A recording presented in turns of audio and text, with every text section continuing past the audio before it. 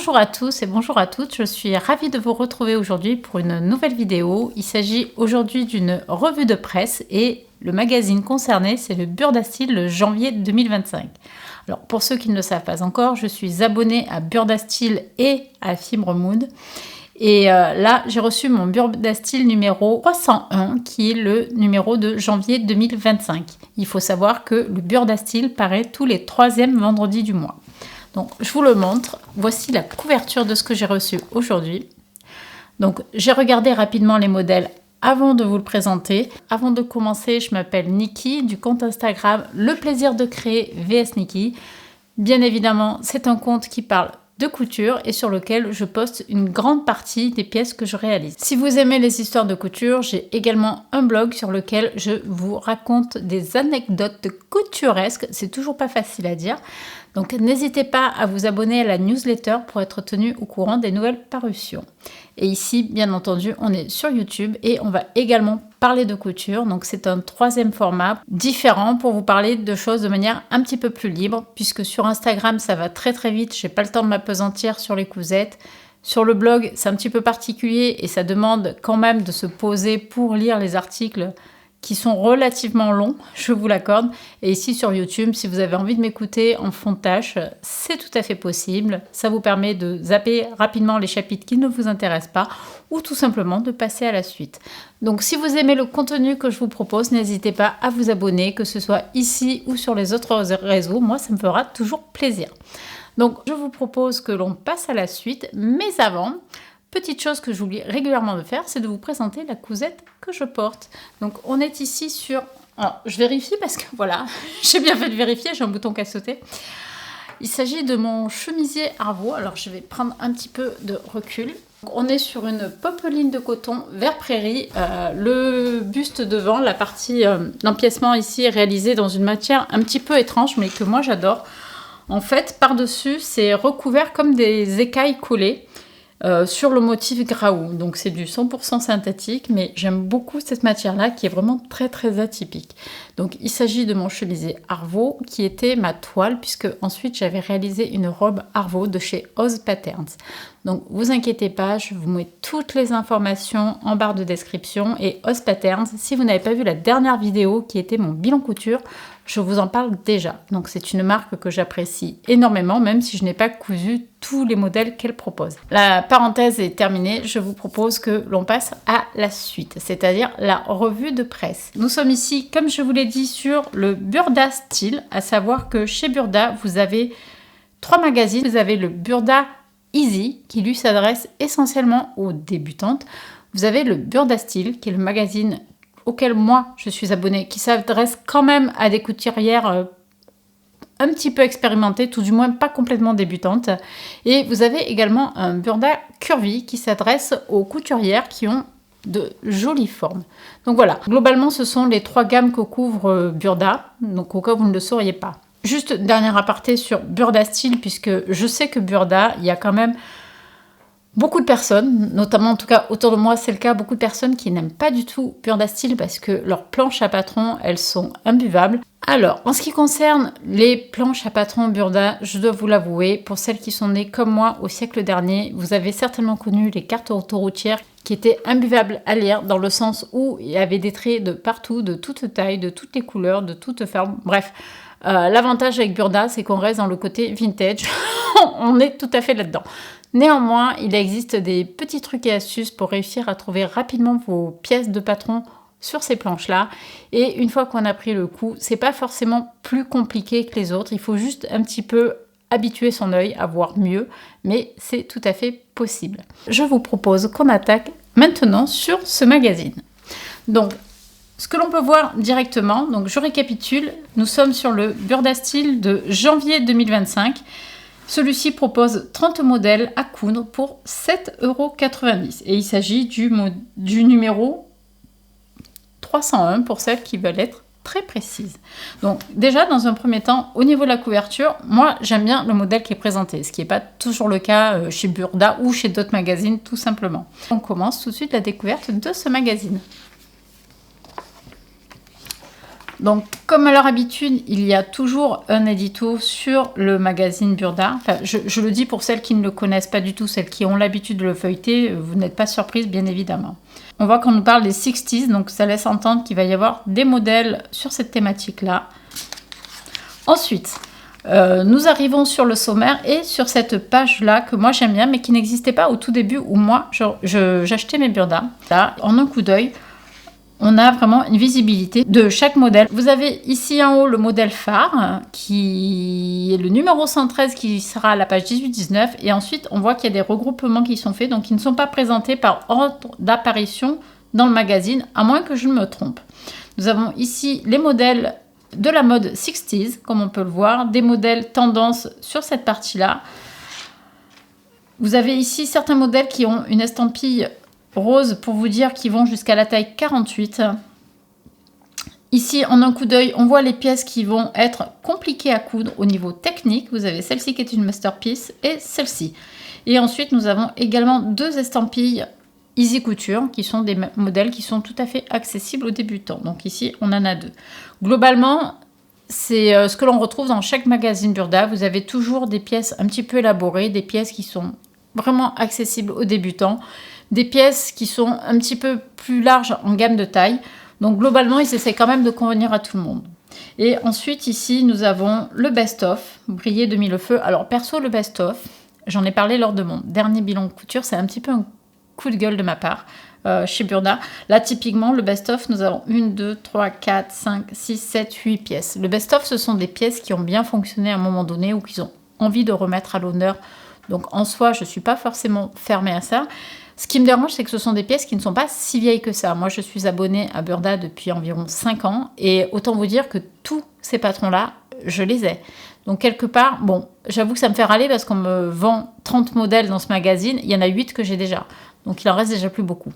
En sachant que certains, ça c'est propre à Burda, c'est peut-être propre à d'autres magazines que je ne connais pas, sont des déclinaisons les uns des autres. Donc, c'est-à-dire qu'ils ont la même base de pièces. Et après, ben, on peut en faire, par exemple, une robe et un chemisier, donc en fait c'est la même pièce de buste qui va être plus ou moins rallongée, voilà. Les pièces de col seront les mêmes, etc., etc. Donc il y a quand même des déclinaisons qui sont faites comme ça, où finalement on n'a pas exactement des modèles complètement distincts, mais des modèles similaires. Est-ce qu'on les traite comme des modèles complètement différents ou pas? Bon, eux ils ont pris le parti oui de le faire ainsi, parce que forcément c'est plus vendeur de dire que vous avez beaucoup plus de patrons, mais bon, c'est pas tout à fait le cas. Bref. Ceci étant, je vous propose, plutôt que de regarder ici nos modèles, qu'on passe à la page suivante. Alors, le premier modèle qui nous est proposé est une robe, la robe 106. C'est un modèle qui va jusqu'à la taille 48. De la taille exactement 36 à 48. En termes de difficulté, il est noté 3 sur 4. Ce qui, ma foi, je trouve est pas mal pour ce modèle-là. Je vais essayer de voir avec vous ce que l'on peut en retirer. Donc déjà, on voit que la robe possède ici des poches. C'est très discret, mais on le voit sur le dessin technique. Donc là, vous avez des pinces poitrine. Le col est assez montant et on voit ici sur le dessin qu'il est boutonné dans le dos. Donc je pense qu'il y a moyen de le faire moins haut si vous n'aimez pas forcément cette hauteur de col. Au niveau de la matière, qu'est-ce qu'on pourrait dire?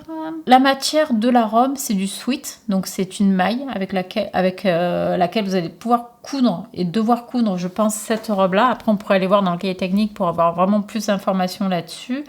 Que vous dire d'autre? Vous voyez, ici, nous avons ce petit pictogramme qui nous dit « Explication détaillée dans le cahier de couture ». Donc, je vous propose, pour celle-ci, on ne va pas le faire pour tous les modèles, mais pour celle-ci, qu'on voit à quoi ça correspond.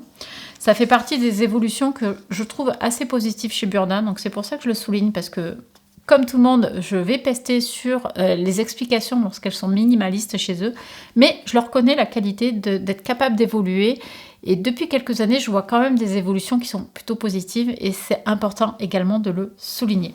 Donc, quand ils notent des explications détaillées, ça veut dire qu'ils commencent à mettre des schémas également, des explications, chose qui n'existait quasiment pas chez Burda. Donc là, nous allons rechercher le modèle 106.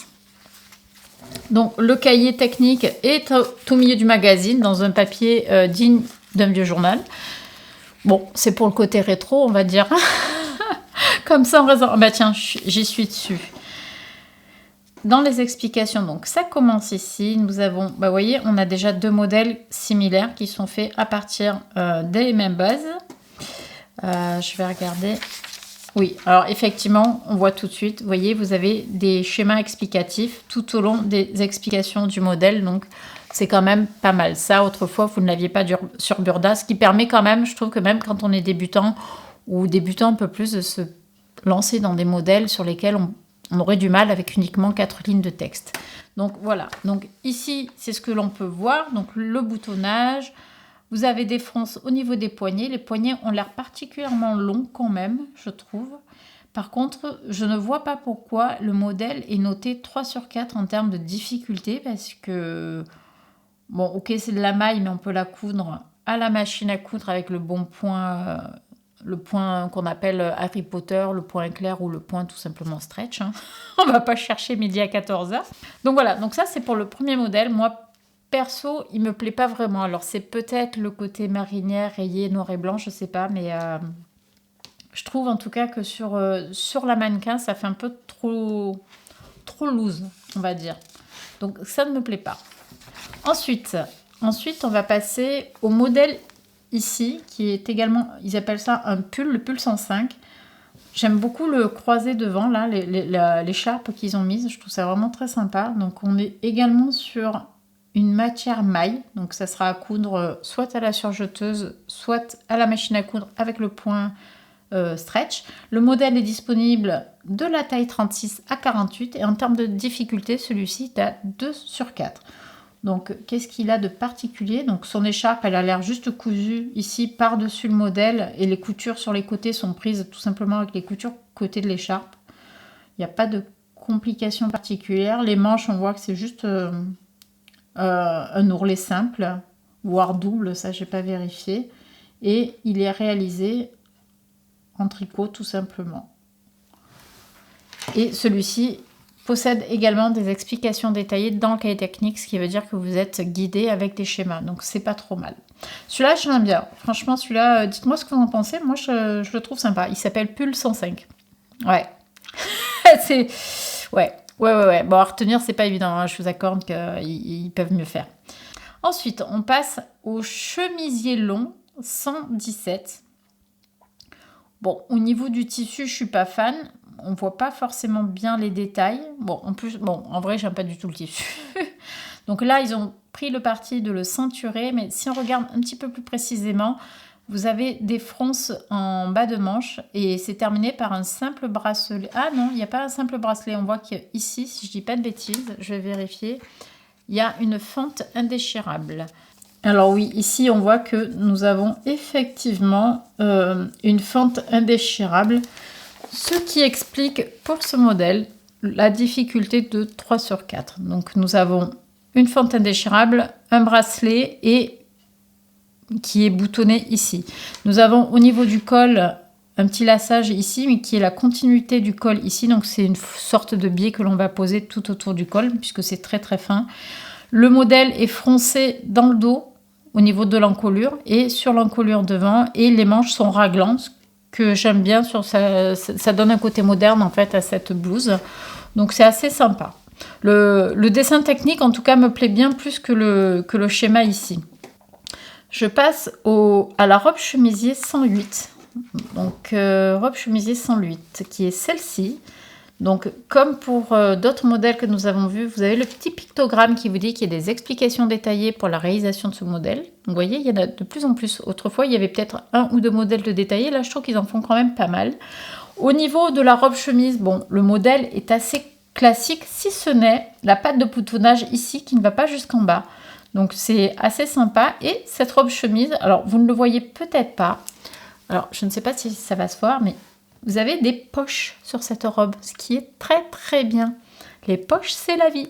Au niveau des particularités, donc elle présente les mêmes éléments techniques qu'une chemise classique, c'est-à-dire qu'il y a le col, le pied de col. Vous avez la patte de boutonnage, même si elle n'est pas intégrale sur toute la longueur. Vous avez des pinces poitrine, vous avez un empiècement ici dans le dos. Le bas de manche est également froncé comme le modèle précédent et vous avez des bracelets qui sont boutonnés. Donc je pense que c'est à peu près tout. Au niveau de la longueur, ça a l'air d'être longueur genou à peu près. Bon, sachant que la longueur, vous pouvez raccourcir ou rallonger en fonction de vos souhaits. Le modèle est disponible de la taille 36 à 48 et en termes de difficulté, il est à 3/4. Le modèle suivant, à la page 11, nous avons une parka. C'est la parka 121. Elle est disponible de la taille 36 à 46 et en termes de difficulté, elle est à 3/4. Donc vous avez une longue patte de boutonnage avec des boutons pression de haut en bas. J'aime bien la manière dont la capuche est assemblée sur le buste. Il y a un long cou ici qui est ajouté et on a vraiment l'impression que tout est d'une même pièce quasiment, alors que ça n'est pas le cas. Donc la capuche a l'air doublée, si je ne dis pas de bêtises, à voir sur le modèle. Vous avez les manches ici qui sont froncées, donc on le voit sur la photo, mais on le voit également ici. Sur le dessin technique, tout est surpiqué. Les manches sont en deux parties, comme des manches tailleur, tout simplement. Et le bas du vêtement est également froncé et vous avez une ficelle pour pouvoir définir le niveau de fronce que vous voulez. J'ai pas forcément ce type de parka dans mon dressing, mais c'est pas non plus le genre de pièce qui m'attire. Mais j'avoue que moi, c'est pas trop mon style, c'est pas quelque chose que je porterais. Donc bon, celui-là, il m'emballe pas plus, mais encore une fois, avec le besoin, il peut m'arriver de changer d'avis.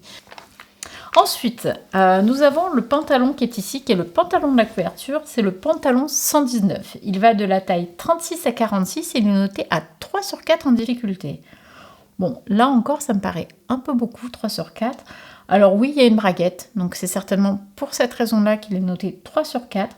Néanmoins, je n'y vois pas d'autres éléments techniques qui pourraient laisser penser à des difficultés insurmontables. Donc, il possède également des pinces dans le dos, on le voit ici, des poches italiennes et une ceinture qui est même coupée ici sur le milieu dos. Elle n'est pas faite au pli, tiens. Ça doit être une ceinture en forme.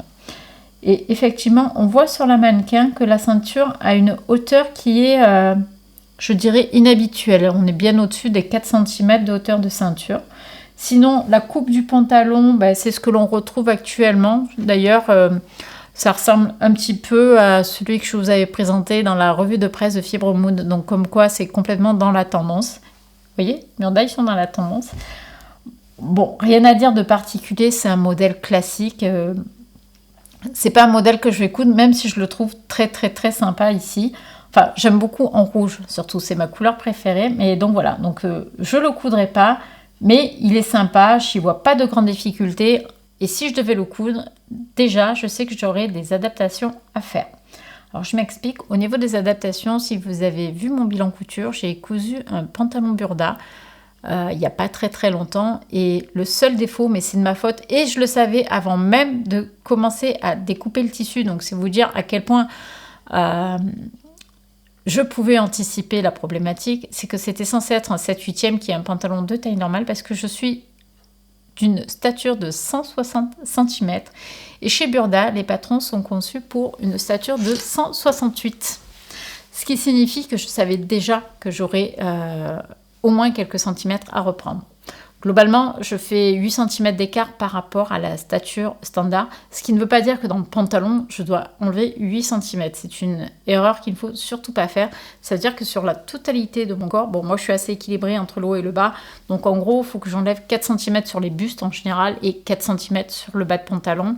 Et ce que j'ai récemment à une copine, c'est qu'on ne va pas enlever 4 cm au niveau de l'ourlet, puisque en fait, ça n'a aucune logique. C'est pas que je sois courte entre le talon et le genou. C'est les 4 cm, il faut réussir à les répartir dans des zones pour que le modèle tombe correctement. Donc moi, sur le pantalon, en général, j'enlève au niveau de la fourche. La hauteur de fourche est souvent trop longue et je le vois parce que ça descend au niveau de l'entrejambe. Donc en général, j'enlève 1 cm pour les pantalons Burda. Je ne me prononce pas sur les autres marques que je n'ai pas testées. Donc j'enlève 1 cm au niveau de la fourche. Donc on va dire qu'on est à peu près au niveau du bassin. À peu près là. Voilà. Je vais enlever 1 cm là pour que cette partie-là remonte et qu'elle ne descende pas trop au niveau de l'entrejambe. Et ensuite, je vais enlever au niveau des genoux un petit peu de part et d'autre. Ou sinon, je pourrais enlever également, s'il y avait une forme vraiment définie, très fit jusqu'au genou et ensuite qui s'évase, j'enlèverai un petit peu ici et un petit peu ici. Vous voyez, ça va dépendre, je vais adapter en fonction du modèle, mais j'évite d'enlever tout le bas ou que à un seul endroit puisque ça dénature le modèle. C'était pour la parenthèse, je la referme, je ne vais pas coudre ce pantalon, je passe donc à la suite, et la suite, j'aime beaucoup, beaucoup, beaucoup. Donc, c'est le top que porte la mannequin, donc effectivement, sur la photo, je ne vais pas vous mentir, on ne le voit pas vraiment très bien. Là, même s'il est uni au niveau du coloris, on ne voit pas énormément le détail. Néanmoins, lorsqu'on regarde le dessin technique, moi je trouve ce modèle vraiment très sympa au niveau des découpes. Je ne sais pas si vous voyez ici, vous avez un jeu de découpe sur le devant qui est vraiment super sympa. Ici, au niveau de la taille, et là, on est également coupé en deux. Donc vraiment, je trouve que le modèle est très, très, très, très sympa. Là, c'est marrant, on a l'impression qu'il y a des pinces au niveau du coude. Donc, j'ai pas regardé le cahier technique, donc effectivement, tout ça, à la lecture du cahier technique, on aurait toutes les réponses. Mais là, déjà, je le trouve vraiment très sympa. En plus, on voit qu'au niveau des explications, elles sont détaillées, donc sympa. Et en termes de difficulté, par contre, on est en 3/4. Donc, on va essayer de voir pourquoi.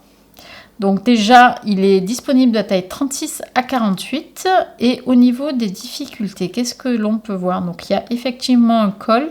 Là, on voit qu'il y a une fermeture éclair ici, au niveau du milieu dos, qui remonte jusqu'en haut du col. Donc ça, c'est le premier élément. Donc il y a une fermeture à poser. Vous avez un jeu de découpe qui, je pense, demande un minimum de précision au niveau de la couture. Et ah ben là, enfin, je ne sais pas si ça va vraiment se voir au niveau de la caméra. Ici, j'ai l'impression qu'il y a une fermeture éclair ici. Ça voudrait dire que le vêtement a deux fermetures éclair. En même temps, on voit qu'il est quand même cintré sur le modèle. Et donc, s'il est cintré et qu'il y a une ouverture juste sur le milieu dos qui arrive à cette hauteur, effectivement, je vois pas comment on va réussir à passer la poitrine par le tour de taille. Le top, c'est le 111, longueur de 52 cm. Pour le top, ils ont utilisé un polyester stretch. Et nous avons effectivement deux fermetures à glissière invisible de 40 cm pour le top. Donc, je pense que c'est ce qui explique le niveau de difficulté de 3/4. Mais malgré tout, j'aime bien ce modèle. Je trouve qu'il, justement, ce qui me plaît, c'est qu'en fait, il sort de ce qu'on a l'habitude de voir.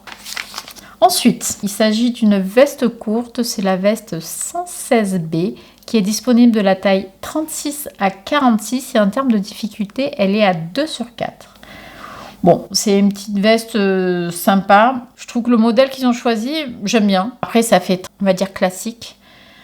Mais j'aime bien. Au niveau du col, ok, ça n'a pas l'air hyper compliqué. Vous avez une emmanchure qui descend un petit peu, on le voit ici sur le dessin. Et on les retrouve, que je vous dise pas de bêtises, ça a l'air d'arriver par là.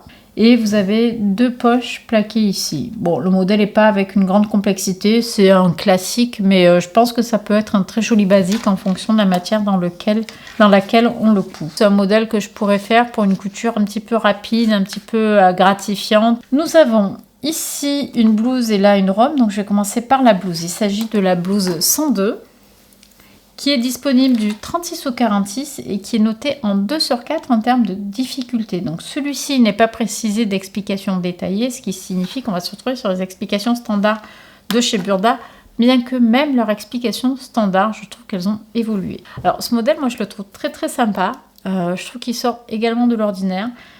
Donc le col V, quelque chose de complètement classique. C'est une parmenture qui fait la propreté au niveau de l'encolure. Donc ça, pareil, complètement classique. Dans ce que je trouve un petit peu différent de ce qu'on a l'habitude de voir, on le voit sur le schéma technique plutôt que sur le mannequin. Vous avez ici, là, sur le bras, en fait, une bande, un empiècement qui descend tout le long du bras et qui permet d'avoir le devant et le dos de froncer. Et vous avez 4 pièces au niveau de la bande, ce qui veut dire que l'intérieur est propre également puisque c'est doublé. Je ne sais pas si je suis bien claire, mais c'était pour vous dire qu'en termes de finition, je pense que le modèle est assez bien fini. Il est que noté en 2/4 au niveau de la difficulté, donc je pense qu'il se fait assez facilement. J'aime beaucoup le motif du tissu qu'ils ont utilisé, même si c'est du noir et blanc. Enfin, oui, c'est assez monochrome, mais j'aime bien. Nous allons passer à la robe qui s'appelle la robe 110. Et je ne sais pas si vous voyez le dessin technique, ça ressemble étrangement au pull que j'aimais bien. Enfin, c'est pas étrangement, c'est le même que le pull rouge que je vous ai montré tout à l'heure. Donc cette robe-là, c'est un modèle qui va également jusqu'à la taille 48. Et nous avons bien évidemment les explications détaillées puisque nous les avions pour le top. Donc en version robe, tant j'ai beaucoup aimé le top, autant la robe je suis plus mitigée. Alors peut-être qu'en uni je la trouverais plus sympa, à voir. Je ne suis pas convaincue par le modèle en robe. Je passe à la suite. Donc on arrive ici sur la page du modèle phare qui est le pantalon en simili-cuir. Donc ici ils ont fait un petit aparté. Nous avons le pantalon qui est ici. Alors au niveau de la coupe, ça ressemble un petit peu à une coupe carotte si je dis pas de bêtises. Bon, rien de particulier à dire. C'est pas trop le genre de coupe que j'ai l'habitude de porter. Néanmoins, c'est pas parce que j'ai pas l'habitude de le porter que ça ne me va pas. C'est juste que je ne sais pas. Et que globalement, c'est vrai que je ne suis pas forcément attirée par ce type de coupe un peu ample, bien que, en toute honnêteté, j'y vienne de plus en plus. Donc là, on voit qu'il est découpé au niveau des genoux et que du genou jusqu'à la cheville, c'est en plusieurs pièces qui sont d'ailleurs surpiquées et qui viennent donner du style en fait à votre pantalon plutôt que d'avoir juste des jambes droites. Et c'est ce qui permet d'avoir cet effet, je pense, tonneau ici au niveau tout simplement du genou. Bon, à tester. Alors l'avantage du simili, c'est que les volumes sont bien mis en valeur. Si vous prenez des matières qui sont trop fluides, vous n'aurez pas cet effet de volume de la même manière. Si vous cousez du simili, je pense que vous le savez, mais au cas où, pensez qu'il est préférable d'avoir un pied adapté, notamment des pieds téflons. Ça permet que votre pied ne reste pas collé sur la matière et de pouvoir l'entraîner correctement. Donc comme ça, vous avez de plus jolis points et ils sont plus réguliers. Pensez également à allonger votre poing parce que vous êtes sur des matières qui sont un petit peu plus épaisses. Et pensez également à avoir des aiguilles adaptées pour le cuir. Quoique pour le simili, je ne suis pas sûre que ce soit des aiguilles à cuir que l'on utilise, mais peut-être des aiguilles microtex. Il faudrait que je vérifie ce point, mais justement, je m'étais fait une fois la réflexion, j'avais vérifié, et justement pour le simili, c'était pas forcément du cuir. Le modèle est proposé de la taille 36 à 46 et il est noté en difficulté 2 sur 4, ce qui veut dire que débutant plus, vous pouvez y aller, il n'y a pas de souci. En revanche, le modèle n'est pas avec des explications détaillées, mais franchement, il m'a pas l'air bien compliqué. Et là, la fermeture est claire. On voit ici qu'elle est sur le côté parce que vous avez un tout petit cran. Donc, c'est, je suppose, une fermeture invisible sur le côté. Donc, il n'y a pas de braguette. Le plus compliqué sera certainement de monter la fermeture éclair invisible. Donc, perso, je ne pense pas le coudre, même si un petit brin d'originalité qui me plaît. Je n'exclus pas qu'un jour, mais pas tout de suite. Ensuite, nous avons ici la ceinture droite. Donc là, ce sont des conseils pour apprendre à réaliser les ceintures de vos pantalons de manière générale. Ce que j'aime bien chez Burda, du coup, ça me permet juste d'en parler. Je ne vais pas vous faire la lecture, ça n'a aucun intérêt.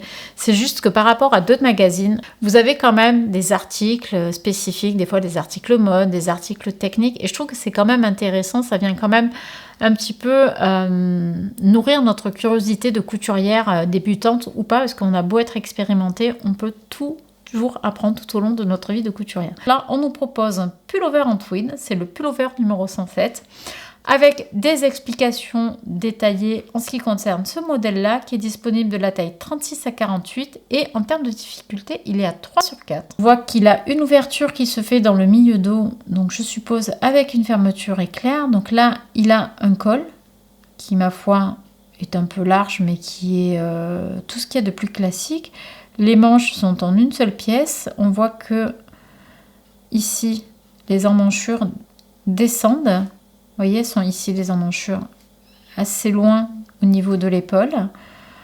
Et bon, il y a 2 pinces et le dos est composé d'une seule pièce. Donc j'ai un peu de mal à voir, ce qui rend le modèle difficile. Mais ça y est, je comprends pourquoi le 107. Vous vous souvenez de notre robe que l'on avait au tout début avec notre col boutonné? Ben, en fait, c'est la même base de patron. Alors je pense qu'ils se sont pas embêtés.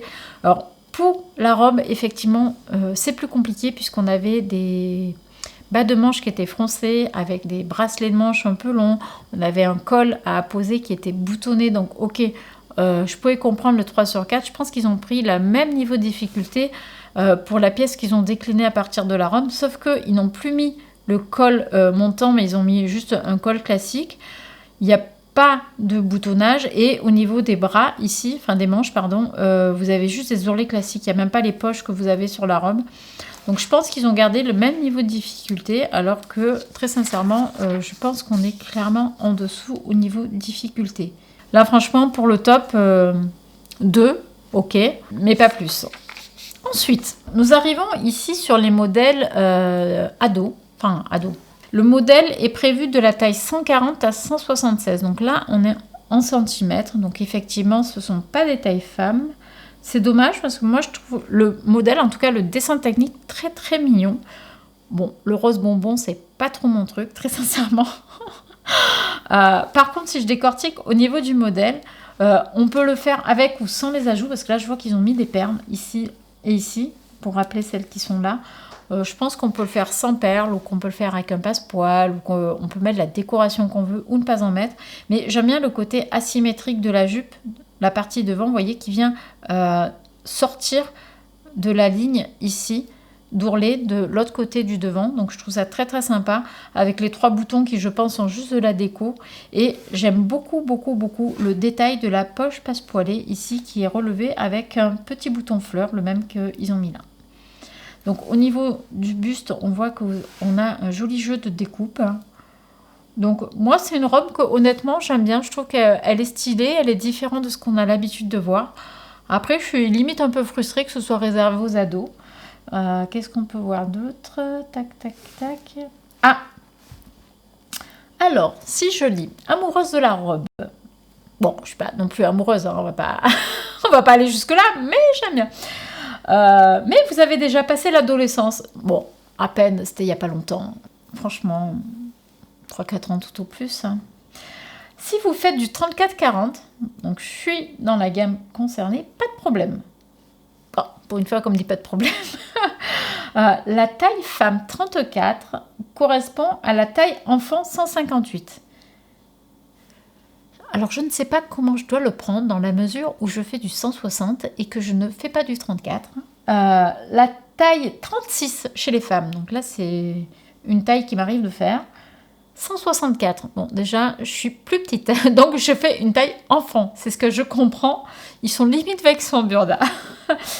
Donc la 38 pour le 1m70 et la 40 pour le 1m76. J'ai moyen de faire le modèle que je trouve très sympa. Par contre effectivement si vous faites plus qu'une taille 40, c'est un peu frustrant parce que le modèle n'est pas prévu. Bon, à la base, c'est pour les ados. Veste courte 116. Alors, celle-ci, on l'a déjà vue, si vous vous souvenez bien, c'est celle dont je vous avais dit que j'aimais bien le tissu et qui était un basique. Ce modèle-ci, la veste 116B, c'est la même que la veste 116A. Pour le coup, ils n'ont pas changé le nom. Donc, on est encore sur une grosse maille. Donc, vraiment, on dirait du twin, tout simplement, ou de la bouclette. Le modèle... Je vais vous le faire comme ça, vous comprendrez. On est exactement sur le même modèle. À ce coup-ci, ils n'ont même pas pris la peine de changer les pièces, de rallonger ou quoi que ce soit. On est vraiment sur la même pièce. Ah, si. Si, ils ont fait une petite modification. Ils ont rajouté des boutons sur les poches plaquées. Donc voilà, c'est à peu près tout en termes de transformation. Même la longueur des manches est la même, la longueur de buste est la même. Donc, que vous dire de plus? C'est pareil, donc 2 sur 4 en termes de difficulté et le modèle de la taille 36 à 46. Ensuite, je passe au modèle suivant. Nous sommes sur la blouse 109. Alors, si vous reconnaissez le modèle qui est là, je vous ai montré la robe chemise en tout début de magazine. Je ne vous refais pas le même scénario que là pour vous montrer cette veste-là. Juste pour vous dire que c'est une déclinaison de la robe chemise. Avec cette fois-ci, donc c'est une blouse, donc on n'a pas la partie jupe de la robe, elle est coupée bien plus haut. On retrouve ici la pince sur le coude. Par contre, on n'a pas le col et le pied de colle sur cette pièce-là. C'est-à-dire que pour moi, cette pièce-là est relativement facile à coudre. Elle est disponible de la taille 36 à 48. Je ne suis pas d'accord au niveau de la difficulté qui est annoncée pour ce modèle parce qu'ils ont conservé la même difficulté que sur la robe. Sur la robe, vous aviez, souvenez-vous, un col, un pied de colle. Si je dis pas de bêtises, le bas de manche était froncé, vous aviez un bracelet de manche et peut-être même que vous aviez une fente indéchirable, si je ne dis pas de bêtises, je n'ai pas vérifié. Là, en l'occurrence, vous n'avez pas de col, pas de pied de colle, pas de manche froncée, pas de bracelet de manche. Franchement, le modèle a l'air assez simple. Je pense que 2 sur 4, parce que vous avez une patte de boutonnage, c'est vraiment le maximum. Autant la robe, je vous ai dit que je la coudrais pas parce que je voyais pas en quoi elle se différenciait énormément d'une autre robe chemise et parce que c'est pas forcément le genre de vêtements que je porte très régulièrement.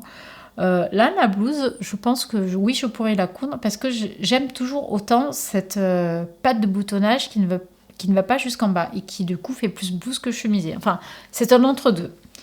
Donc, comme pour la robe, vous avez les explications qui sont détaillées dans le cahier technique. Donc, je pense que si vous êtes un peu motivé, vous pouvez la réaliser. Et honnêtement, elle est vraiment bien plus facile à réaliser que la robe. Et c'est une couture qui est beaucoup plus rapide.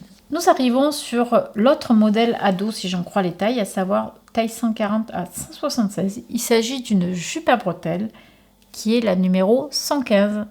Je n'arriverai pas à me faire à ces noms qui ne veulent rien dire. Comme pour le modèle précédent, si vous faites une taille de 34 à 40, vous pouvez réaliser quand même ce modèle s'il vous plaît. J'aime beaucoup le côté asymétrique, donc là on revient comme sur la robe tout à l'heure, on retrouve le côté asymétrique au niveau de la jupe. Là ils ont fait le choix de mettre des bords à franges un petit peu partout, même y compris sur les bretelles ici. Je trouve ça très sympa, j'aime vraiment beaucoup ce style-là avec un chemisier blanc, je trouve que ça fait très sympa. Donc c'est un modèle effectivement que je pourrais coudre. Nous avons une jupe, une mini-jupe 118 qui va de la taille 36 à 46. En termes de difficulté, elle est notée à 2 sur 4. Bon, modèle, pas grand chose à dire. On voit qu'il y a 4 pinces dans le dos, donc je pense qu'elle est relativement bien cintrée. Vous avez une pince ici devant. L'autre, je pense qu'elle doit être en dessous, mais on la voit. Et c'est orné de 3 petits boutons. Je vois qu'ici, on a laissé le bord avec des franges également. On voit qu'il n'y a pas de bande de taille, donc je pense qu'à l'intérieur, il y a une fermeture pour faire la propreté de la jupe. Et à mon avis, au vu du modèle, il se pourrait que la jupe, elle soit doublée. Moi, perso, je ne coudrais pas ce modèle-là. Je suis pas forcément fan. Ensuite... Alors, ils disent ici « moderne avec audace ». C'est la veste 120. Je trouve qu'au niveau de la coupe, on s'approche d'une veste en jean un petit peu droite. On a un empiècement dos, les empiècements devant. Je vois qu'ici, ils ont encore refait des franges. Bon, moi, je ne suis pas forcément une adepte des franges. En fait, ça dépend, mais avec parcimonie. Là, je trouve que non, ça, je ne suis pas fan. Au niveau de la veste, qu'est-ce que l'on remarque? Donc, il y a un col ici et on le voit bien sur le mannequin. J'aime bien la manière dont le col est posé, je trouve que c'est très sympa. Donc la veste est boutonnée. Oui, je voyais pas les boutons, donc effectivement on a des gros boutons type jean d'ailleurs sur le modèle. Les manches sont en 2 parties comme des manches tailleur. Vous avez également une ceinture ici au niveau du bas de la veste.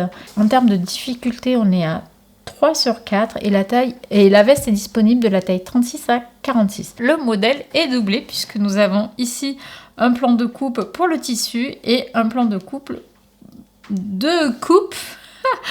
pour la doublure. Donc c'est un modèle effectivement qui va vous prendre un peu de temps.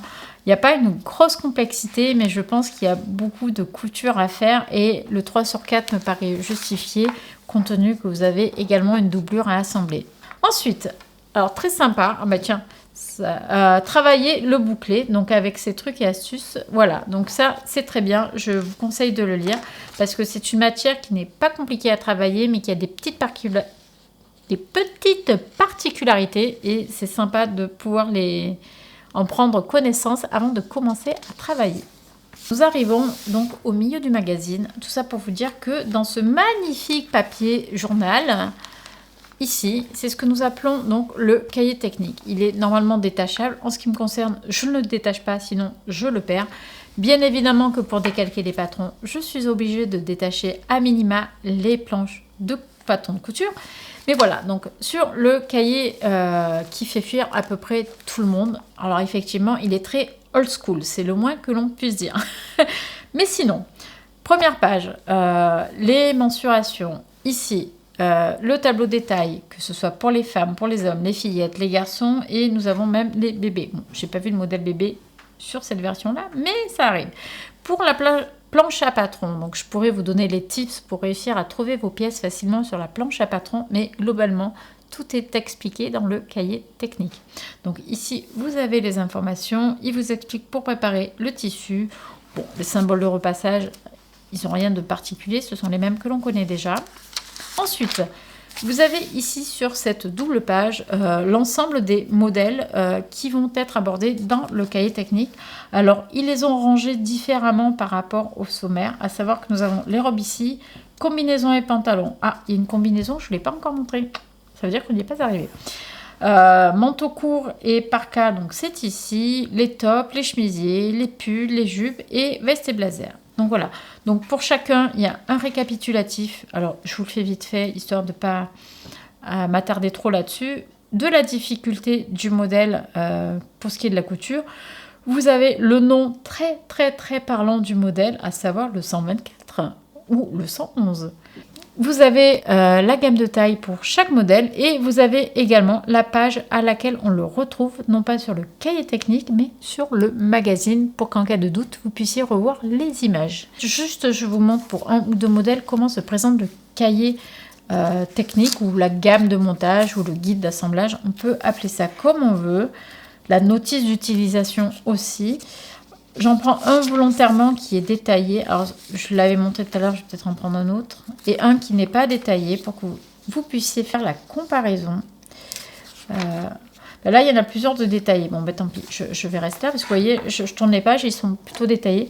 Donc là, nous sommes sur le modèle que j'aimais bien, du top et pas de la robe. Vous avez ici le schéma réduit des pièces. Donc, je trouve ça très intéressant. Moi, j'utilise souvent cette vue-là parce que vous avez tous les petits numéros qui vous disent quelle pièce va à quel endroit de quelle autre pièce. Et il y a le récapitulatif du droit fil, tout l'écran. Ça me permet en un coup d'œil de vérifier que j'ai bien noté tout mes écrans parce qu'il m'arrive d'en oublier. Et sinon, que vous dire d'autre? Donc, vous avez le trait détaillé pour chaque taille et ils vous disent également sur quelle planche de patron vous trouvez et quelles sont les pièces à décalquer. Je précise, quand on vous dit que c'est le patron planche A très vert, par exemple, ne décalquez surtout pas toutes les pièces vertes.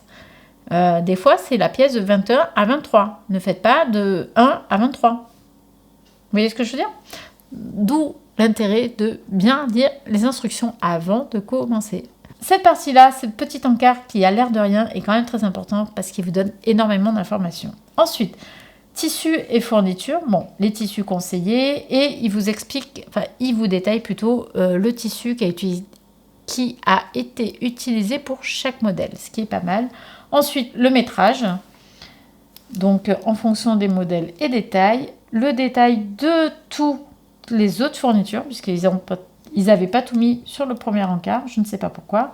La coupe, la préparation du patron, oui, cela m'amène à vous dire que, attention chez Burda, comme chez Fibromoon, les marges de couture ne sont pas incluses dans les patrons du magazine. Voilà, c'est dit, ne vous trompez pas, sinon vous risquez d'avoir une désagréable surprise, ou tout du moins vous aurez fait un vêtement pour quelqu'un d'autre de votre famille. Ensuite, le plan de coupe, vous avez ensuite l'entoilage des pièces, ici, démarrage rapide pour les pros. Donc là, en fait, ils vous mettent juste le sommaire des étapes. Si vous savez déjà faire, vous suivez le sommaire et vous montez votre vêtement. Et sinon, ensuite, vous avez le détail de chaque étape. Donc, vous voyez par rapport à... Alors, je ne sais pas si vous avez déjà un référentiel de Burda d'avant. Déjà, vous enlevez tous les schémas avant. Et en fait, vous enlevez à peu près une phrase sur deux parce que très sincèrement, il m'est arrivé de lire 10 fois une phrase et de toujours pas comprendre ce qu'il voulait faire. De toute façon, si vous avez déjà cousu des blouses, des robes, des choses comme ça, normalement, vous avez plus ou moins les bases et les techniques en main. C'est juste que on a l'habitude d'être particulièrement guidé par des tutoriels vidéo et c'est pas moi qui vais vous jeter la pierre. Je suis la première à les regarder quand j'ai le choix entre un tutoriel papier ou vidéo, je vais regarder la créatrice, comment elle fait.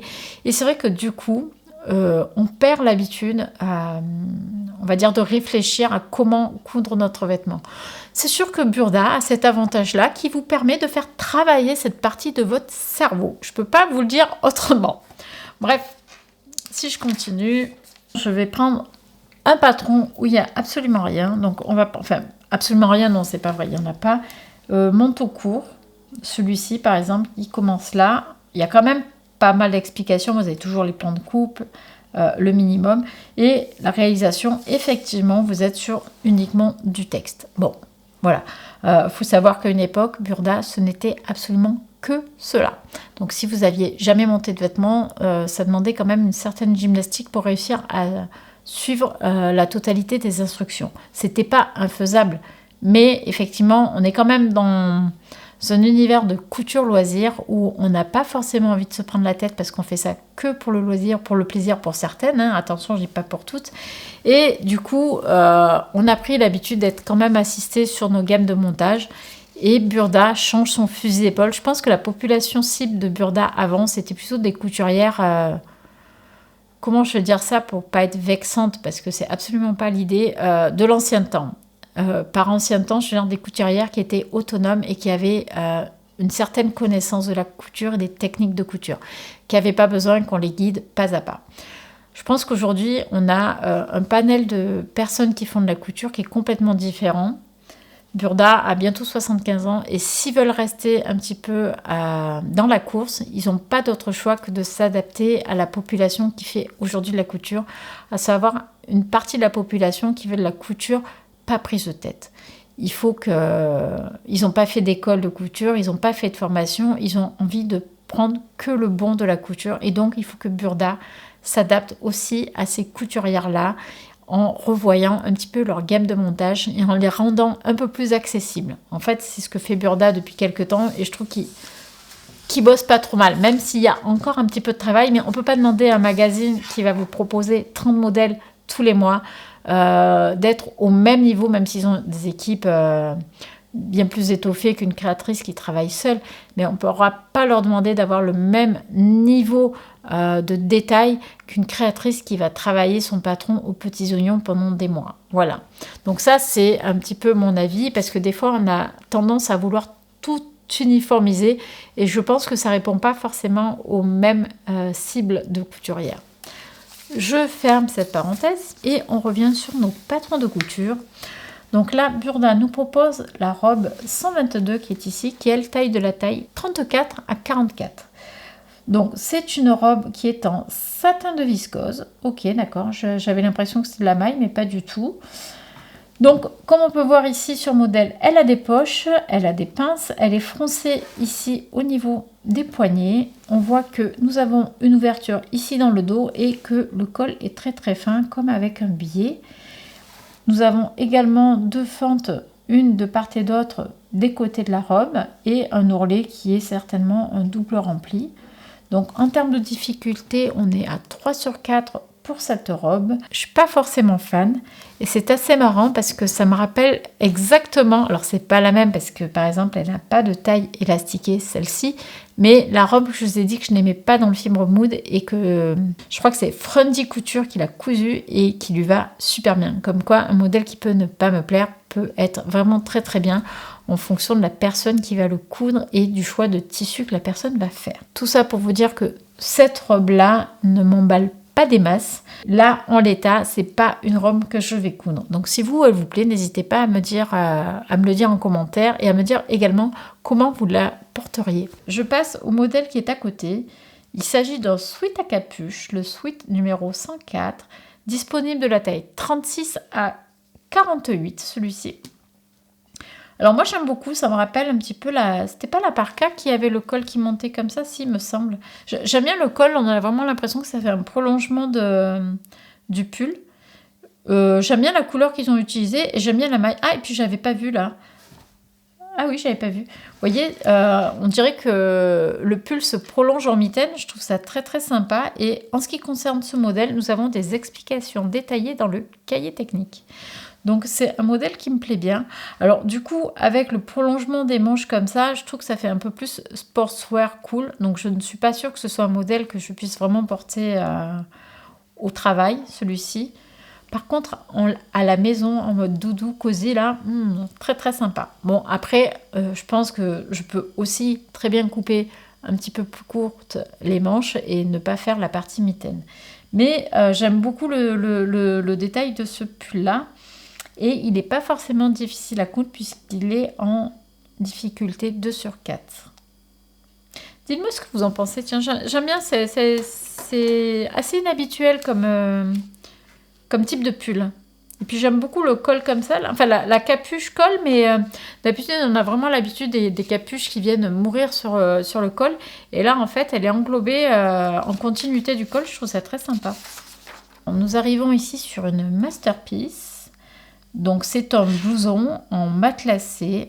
Ah ouais, là on est en difficulté 4 sur 4. Alors on va essayer de voir pourquoi la difficulté de 4 sur 4. Donc le modèle est proposé de la taille 36 à 46. J'aime bien ce verre bouteille. Par contre c'est un chouïa brillant, mais bon c'est très tendance en ce moment. Donc moi aussi j'aime bien quand même. On voit que la veste propose également, enfin elle s'accompagne en tout cas d'une écharpe assortie. Les poches sont des poches plaquées à rabat.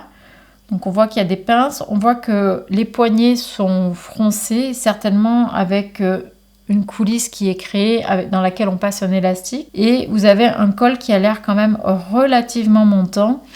Et là, je ne sais pas si c'est pas une patte de boutonnage cachée. Non, ce sont des boutons pression tout simplement qui ont été mis. On le voit là. La difficulté, je pense, elle doit résider dans le fait qu'il faut ganser la totalité de la pièce à l'intérieur puisqu'elle n'est pas doublée. Alors après, est-ce que dans le niveau de difficulté, ils intègrent le temps qu'il faut pour faire la pièce?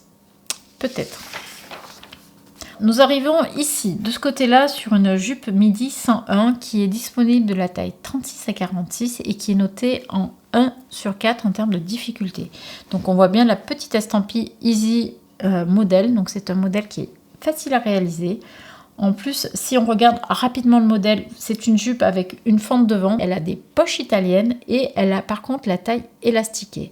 Alors perso, si vous me suivez un petit peu, vous savez que je n'aime pas les tailles élastiquées.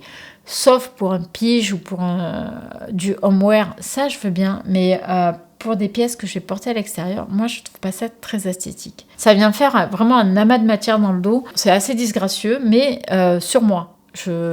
Sur les autres, ça me choque jamais, donc je dois avoir un problème avec moi-même. Donc cette pièce-là, en plus, si vous voulez la faire, je pense qu'elle n'a pas beaucoup d'éléments pour la coudre, puisque la ceinture est réalisée avec une coulisse, si je dis pas de bêtises.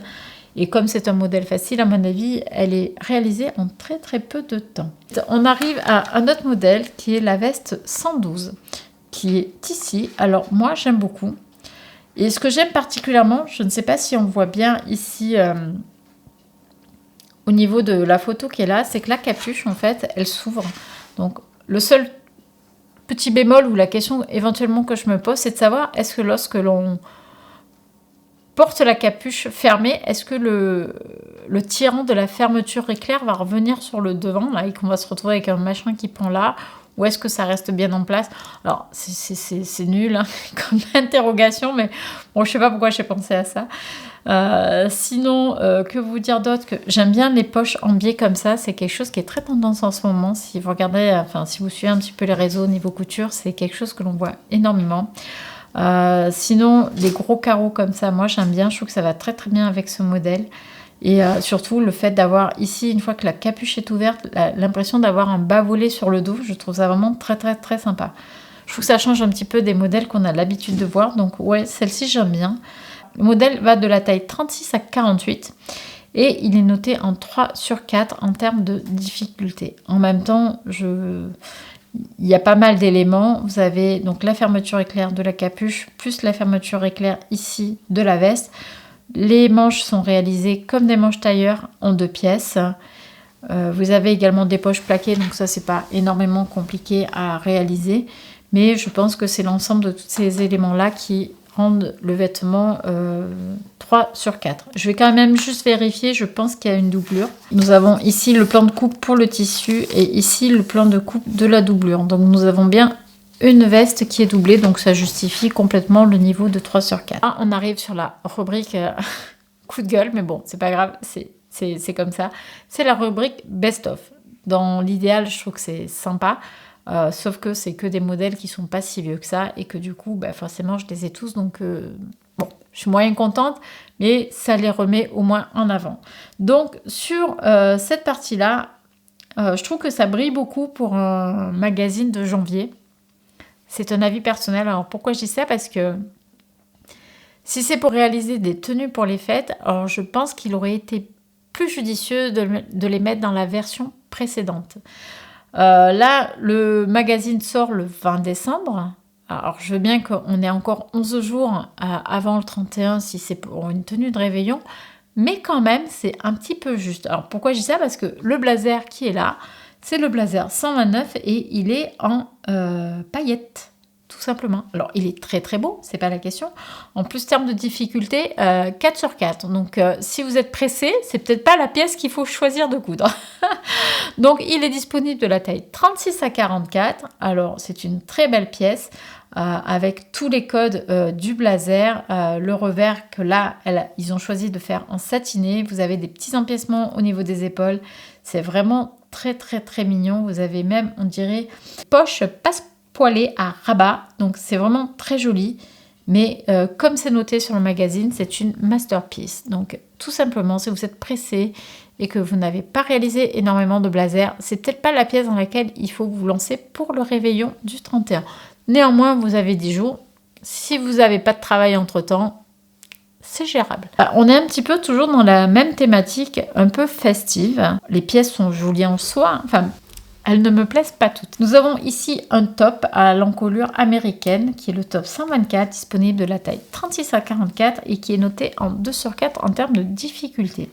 Alors, si on regarde un petit peu plus près le modèle, bon, on ne le voit pas forcément sur la photo, mais sur la pièce technique, on le voit. Vous avez une ouverture ici sur le milieu devant et je pense que l'ouverture se fait par une fermeture éclair dans le milieu dos. Vous avez également le top qui est agrémenté d'un gros nœud sur le devant, comme on peut le voir ici sur le mannequin, il descend quand même quasiment au niveau du genou. C'est pas une pièce qui me parle énormément, donc clairement c'est pas une pièce que je vais coudre. Je passe assez vite, je suis désolée. Nous avons une robe qui est très jolie, avec une belle encolure en V, de jolis empiècements, des fronces au niveau des épaules. Je vois que dans le dos, la taille est élastiquée, donc c'est cette partie-là qui se poursuit dans le dos et qui vient cintrer, je pense, la robe au niveau de la taille. Donc je pense que c'est très sexy, c'est très joli. Là, elle est cousue dans un jersey de soie, donc forcément le tombé est superbe. La robe, ils appellent ça la... Ah mais tiens, elle a un petit nom cette robe-là. Elle n'a pas qu'un numéro, elle s'appelle la robe Empire 127. Donc elle est disponible de la taille 36 à 44 et en termes de difficulté, elle est notée à 2 sur 4. Elle est très très jolie, très mignonne, mais je passe mon tour ce coup-ci sur ce type de robe. Nous avons un modèle qui est très sympa, je trouve, qui est en plus un modèle easy, donc vous pouvez y aller les yeux fermés et c'est compatible pour les débutantes. Je pense qu'il est extrêmement rapide à coudre, notamment si vous avez une surjeteuse. Néanmoins, même sans surjeteuse, vous pouvez coudre de la maille et du jersey dans la mesure où vous avez le point stretch sur votre machine. Pour en revenir à ce modèle qui est un top, en fait, c'est le top 123, disponible de la taille 34 à 42. C'est pas une large gamme de taille là pour le coup, je trouve. Qui est noté en 1 sur 4 en termes de difficulté. Et ce que moi j'aime bien, c'est qu'il a une encolure un petit peu type bateau. Elle est vraiment très très large. J'ai l'impression que c'est un ourlet qui fait la finition, mais je ne suis pas sûre. C'est peut-être une paremonture, je n'ai pas regardé. Les emmanchures descendent vraiment très très bas. Elles arrivent limite au niveau, pas tout à fait au niveau du coude, mais ça descend assez bas. Et le côté un petit peu froncé ici, en fait, il est juste réalisé en fait par la découpe du modèle. C'est pas de la couture qui va venir piquer des fronces. Donc c'est assez marrant comme... le modèle va s'auto-froncer une fois qu'on va le porter. Je trouve ça assez original en fait. Ici j'aime beaucoup. Bon, je l'avais déjà dans un de mes burdas précédents, mais donc celui-ci j'aime beaucoup et il présente l'avantage d'être facile et donc rapide à coudre. Nous avons également une jupe crayon, la jupe 125, qui est disponible de la taille 36 à 44 et qui est notée en 2 sur 4 en termes de difficulté. Alors, dans les particularités de cette jupe, je ne sais pas si on arrive vraiment bien à voir ici le dessin technique, c'est le gros nœud qui vient par-dessus la jupe. Alors moi, je trouve ça très rétro, très vintage. J'adore, je trouve ça vraiment très joli. Je ne pense pas que je coudrais quand même ce type de jupe parce qu'après, il faut que je puisse la porter et je ne vois pas trop à quel moment je pourrais la porter. En sachant que lorsque je sors, je ne porte pas forcément systématiquement des jupes ou des robes. Donc, voilà, si c'est pour que ça reste dans mon placard, franchement, ça me dérange un peu, mais j'aime vraiment beaucoup, beaucoup le style. Sinon, que vous dire d'autre? Donc, il y a une fente dans le dos. Elle a une fermeture éclair vraisemblablement dans le milieu dos et vous avez des pinces dans le dos et le devant. Là, on les voit pas trop parce qu'elles sont cachées par le nœud, mais vous avez également des pinces qui viennent cintrer la jupe. Donc, c'est globalement une jupe qui est assez moulante le long du corps et qui est de longueur midi, enfin une jupe crayon, quoi. Donc j'aime beaucoup. Là, elle est réalisée dans quoi? Dans un jacquard scintillant. Je passe à la suite. On appréciera ou pas le long et plongeant décolleté en V.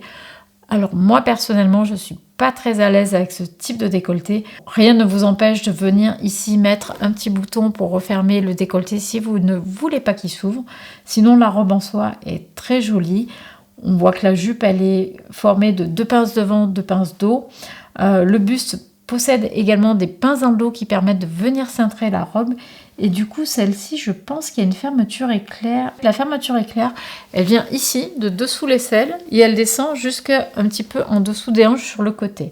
Donc voilà, je la trouve très sympa avec ses manches 3/4. Cette robe, je ne vous l'ai pas dit, elle se nomme Mini Robe 126. Elle est disponible du 34 au 42 et elle est notée en 2/4 en termes de difficulté. Donc je pense que c'est une robe qui peut également aller vite en termes de couture.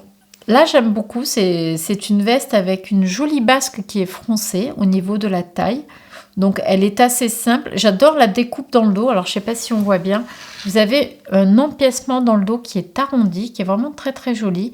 Et vous avez également des manches de type tailleur puisqu'elles sont en 2 pièces. Et on voit que tout est très bien raccordé avec l'empiècement ici. Vous avez un joli col qui vient finir l'encolure de la veste. J'aime beaucoup la matière dans laquelle ils l'ont fait. C'est typiquement le genre de veste que je pourrais reporter par la suite, pas uniquement pour le côté festif. Donc ok, ici elle est un petit peu scintillante, mais très très jolie pièce. Donc elle est disponible de la taille 36 à 44 et en termes de difficulté, elle est à 3/4. On va finir, je pense, sur une combinaison. C'est la combinaison 128. Alors honnêtement, je la trouve vraiment superbe. J'adore la coupe, j'adore. Je trouve que justement, elle a quelque chose qui sort un petit peu de l'ordinaire.